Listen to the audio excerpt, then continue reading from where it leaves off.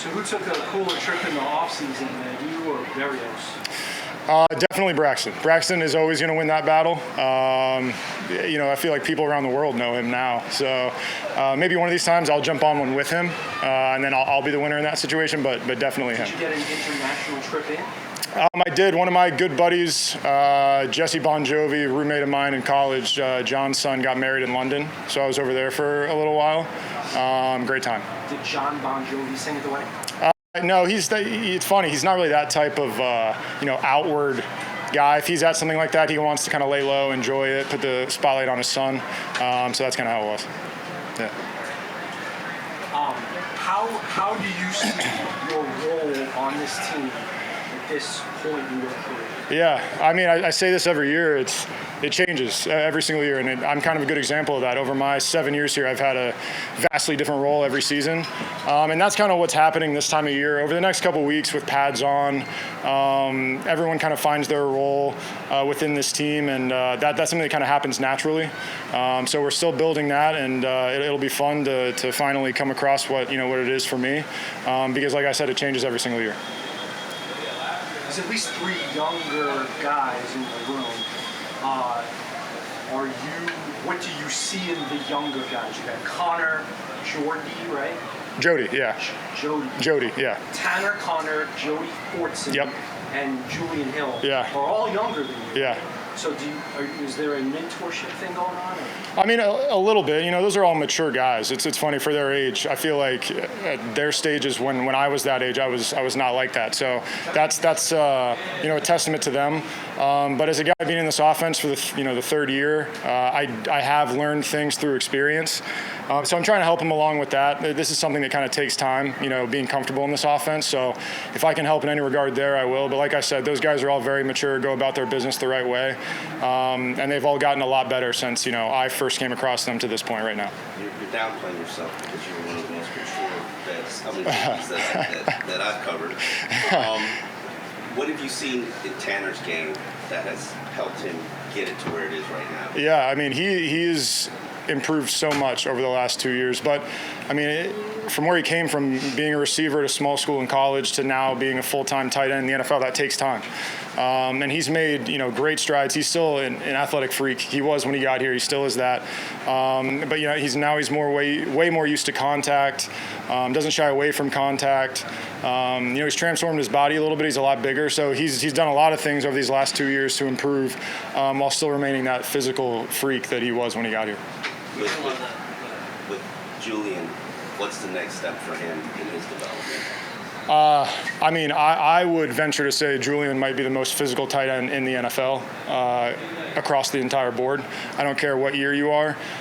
He's the most physical player I've ever played with. And he's a professional. From day one, this is the main thing for him, and this is what he cares about. And that really sets apart rookies, especially undrafted free agents, some guys who care as much as he does. And the sky's the limit for him, He, like I said, he's the most physical guy I've ever played with. He's got talent outside of that, too, that he's building on as a young player. The sky is the limit for Julian. We've heard a lot of the defensive guys talk about how you have to be able to play for your position and that can send different pressures at different times. From y'all's perspective, how does that challenge the offense? It does.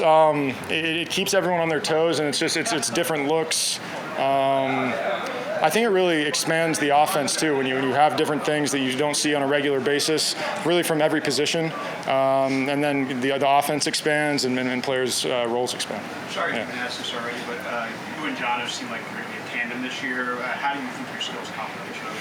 I mean, it's funny right now. Roles are still being worked out, like I mentioned a second ago, and I think really our entire tight end room is pretty. It's an impressive combination of people who complement everyone well.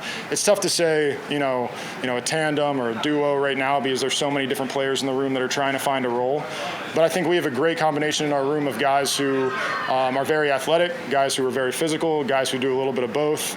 And this coaching staff is great at finding ways at combining, guys and their strengths on the field at the same time. So it'll be fun. It'll be fun to see, who plays off each other, where we play off each other, and really I'm excited for all 6 guys in the room right now. There was a lot made last year of Tyreek and Waddle had a ton of targets and, maybe more balanced do you think this your tight end might be a bigger role in the offense this year? There's always a chance. It's funny when you have guys like that on the outside. If they're open, you want to get them the ball. And obviously, we'll take a bigger share of the volume if we need to. That's kind of has been my mentality through the last 2 years with this system. If we're called upon, we're going to make the most of our opportunity. But if we're going to throw a 70-yard bomb to one of those guys, I'll be happy to protect for him. So it's really just in this offense, do what you're asked, and then it kind of pays off for itself. What are practices like at this point in camp when pads start coming out? Much better. I am not a big fan of playing football without pads. It doesn't suit my strengths very well. If I was as fast as Jalen and Tyreek, I would love it. But I prefer having pads on. It's real football. There's real contact. It's more what we all know very well. The practices are longer. They're a little bit tougher with pads on in this heat, but it's real football, and that's what I like to play. Going back to your comments on Julian Hill, how have you seen him kind of harness that physicality from where he was day one as a rookie to where?